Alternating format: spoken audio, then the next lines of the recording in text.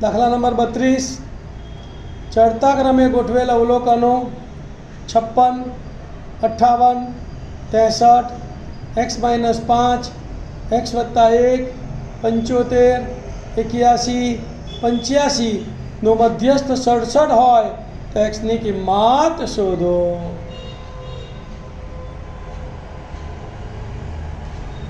ધ્યાન આપો ભાઈ. અહીંયા ધોરણ 9 નો દાખલો છે. આ ચડતા ક્રમમાં ગોઠવેલા અવલોકનો કયા છે બોલો?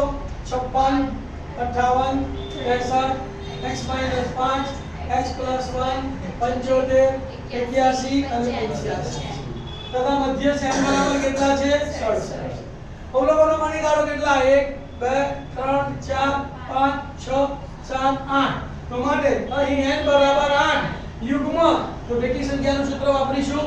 તો મધ્યસ્થ n બરાબર n/2 મુ અવલોકન વત્તા n/2 + 1 મુ અવલોકન ભાગ્યા 2. મધ્યસ્થની કિંમત કેટલી છે? 67.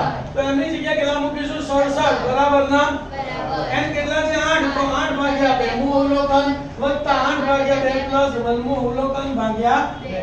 બે ભાગાકારમાં સામે જાય તો ગુણાકારમાં તો 67 * 2 બરાબર 8 ભાગ્યા 2 એટલે ચોથું અવલોકન વત્તા 8 ભાગ્યા 2 એટલે 4, 4 + 1 એટલે 5, પાંચમું અવલોકન. ચોથું અવલોકન પહેલું, ત્રીજું અને ચોથું અવલોકન x - 5 અને પાંચમું અવલોકન x + 5. તો લખીશું શું?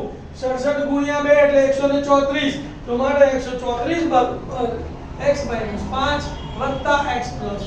અહીંયા નિશાની પ્લસની છે એટલે કૌંસ કરવાની કોઈ જરૂર નથી. x વાળી રકમને ડાબી બાજુ લખીએ તો x + x એટલે 2x ઓછા 5 માંથી વત્તા 1 ગયા તો -4 બરાબર 134. હવે કોનું સૂત્ર કરતા બનાવીશું? x ને. તો -4 સામે જાય તો એટલે લખાઈશું 134 + 4. બે ગુણાકારમાં સામે જાય તો લખવા માટે x બરાબર 134 + 4 ભાગ્યા 2. 134 + 4 એટલે 138 ભાગ્યા 2.